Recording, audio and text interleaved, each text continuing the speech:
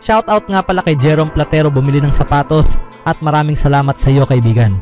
Tatlong adjustment ng OKC Thunder na dapat gawin para makabawi sa Game 2. NBA legend hinulaan na ang mananalo sa series sa finals. Ngunit bago ang lahat, kung gusto nyo ng pangmatagalang basketball shoes, New Curry 12, mabibili lamang sa halagang $2,599. I-click lamang ang link sa comment section. Sa unang half ng Game 1, mukhang madali nang makakamit ng Thunder ang titulo ng NBA. Nakakagigil ang kanilang depensa. Ipinakita ni Shai Gilgeous-Alexander sa buong mundo kung bakit siya ang tinanghal na MVP ng liga at umangat si Lu Dort sa pamamagitan ng pagpasok ng 5 3-pointer na parang layunin ay panatilihin ang Pacers sa malayo. Pero hindi natinag ang Pacers. Tinanggap nila ang bawat hampas na ibinigay ng Oklahoma City at patuloy na lumaban. Kahit pa sa matinding depensang kanilang hinarap, nakahanap pa rin sila ng paraan para maipasok ang bola sa ring at namayani ang kanilang lalim bilang koponan dahil lahat ng kanilang starters ay nagtapos ng may double digits at si Obi Toppin ay nag-ambag ng 17 puntos mula sa bench. Sa totoo lang, maraming naniniwala na dapat na ipanalo ng Thunder ang larong ito. Kahit pa sa mga pagkakamali na kanilang nagawa, sila ang mas magandang team at kontrolado nila ang takbo ng laro sa halos kabuuan nito. Pero sa huli, ang sports ay tungkol sa mga sandali. Nilikha ni Tyrese Haliburton ang sandaling iyon sa pamamagitan ng pag-shoot ng game winner mula sa mid-range na may ilang segundo na lang ang natitira sa laro. Maaaring maliit lamang ang mga pagbabago na kailangang gawin ng Thunder, pero naniniwala akong may tatlong pagbabago na kailangang isagawa habang hinahanap nila ang paraan para muling makuha ang kanilang bentahe sa serye. Kailangang umangat si Chet Holmgren.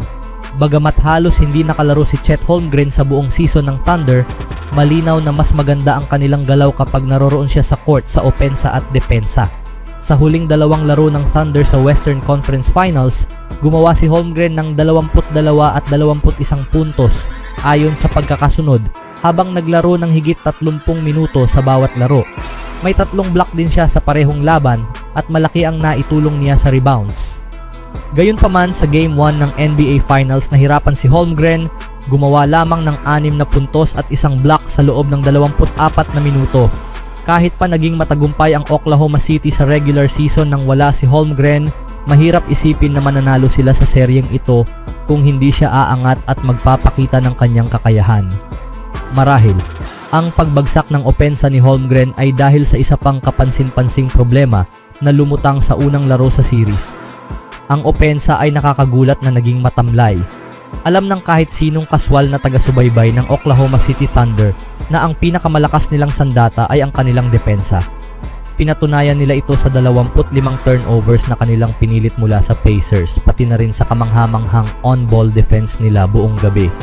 Ang depensa ay kadalasang nagiging opensa dahil sinisindi nito ang kanilang fast break attack at binibigyan sila ng pagkakataong umatake sa depensang hindi pa nakaayos. Pero para sa akin, ang pinakamalaking kahinaan na ipinakita ng Thunder kagabi ay ang pagiging stagnant ng kanilang half-court offensive attack. Minsan parang ang buong opensa nila ay nakasandal lamang sa pagbibigay ng bola kay SGA at hayaan siyang magpakitang gilas. Maraming shots ang kinuha ng team na sa tingin ay hindi maganda at hindi nila nagawang palawakin ang kanilang kalamangan para hadlangan ang isa na namang milagrosong comeback ng Pacers. Oo, si Shai Gilgeous-Alexander ang pangunahing scoring option ng team at nanalo ng MVP dahil sa kanyang tagumpay bilang isang two-way player na ang kakayahan sa mid-range shooting ay kahalintulad ng mga dakilang NBA player tulad ni Kobe Bryant, Carmelo Anthony at Michael Jordan. Pero hindi siya maaaring maging nag-iisang option laban sa Pacers na napatunayang kaya nilang makipagsabayan sa kahit sinong koponan sa liga. Ito ang pangunahing dahilan kung bakit nais kong makitang mas aktibong kasali si Chet Holmgren sa opensa ng OKC at ang kanyang 6 na puntos ay hindi katanggap-tanggap. Pero si 2025 NBA All-Star Jalen Williams ay nagkaroon din ng sobrang pangit na laro. Nag-shoot ng 6 sa 11 mula sa field at isa lang ang naipasok sa 3-point area kahit pa gumawa siya ng 17 puntos. Ako ay malakas na taga-suporta ng depensa. Totoo ang kasabihang depensa ang panlaban sa kampyonato at nakita natin ang kamanghamanghang depensa ng OKC nitong araw ng Biyernes. Pero kung hindi sila makakalikha ng mas maayos na mga offensive possession at kung ang mga kasamahan ni SGA ay hindi makakatulong sa kanya, maaring masaksihan natin ang isa sa mga pinakamalalaking upset sa kasaysayan ng NBA. Ang sumunod ay ang mas mahusay na samantalahin ang depensa. Tungkol naman sa depensa, kahanga-hanga ang Thunder sa panig na iyon ng laro kahapon. Nakapilit sila ng 25 turnovers at sa unang half, tila ba nahanap na nila ang sagot sa masiglang atake ng Pacers. Pero sa kabila ng 25 turnover na iyon, 11 punto lang ang kanilang nakuha mula rito. Kung mas marami sana silang na-convert na puntos mula sa mga turnovers na iyon, hindi sana naging dikit ang laro. Sa tingin ko, madali lang ayusin ito para sa isang makasaysayang depensa tulad ng ipinakita ng OKC sa regular at postseason. Pero hindi nila dapat hayaang maaksaya ang mga pagkakataong iyon, lalo na laban sa isang koponang pinatunayan ang tibay ng loob gaya ng Pacers na paulit-ulit na ipinakita sa buong playoffs. Ano ang susunod na hakbang?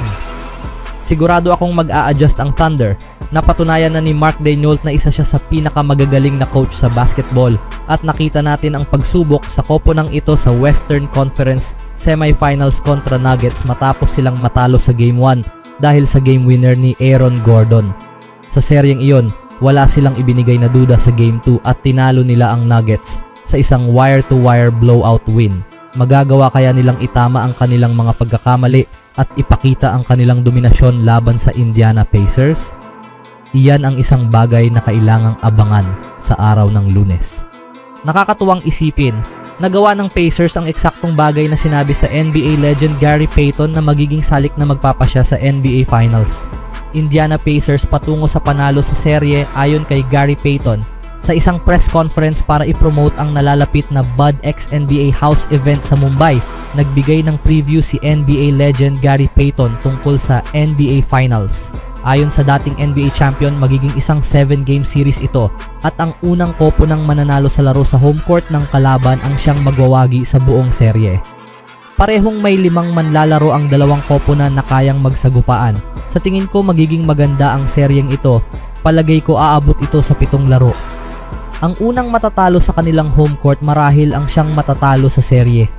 Nagawa ng Pacers ang eksaktong bagay na sinabi sa NBA legend Gary Payton na magiging salik na magpapasya sa NBA Finals. Kung tama si Gary Payton, nangangahulugan ito na inilagay na ng Indiana Pacers ang kanilang sarili sa posisyon para makuha ang kauna-unahang NBA championship ng kanilang prangkisa. Isang bagay na halos walang inaasahang mangyayari. Siyempre open pa rin ang laban para sa parehong panig. Nakita na natin ang Thunder na makabawi matapos ang isang pagkatalo sa Game 1 ngayong playoffs.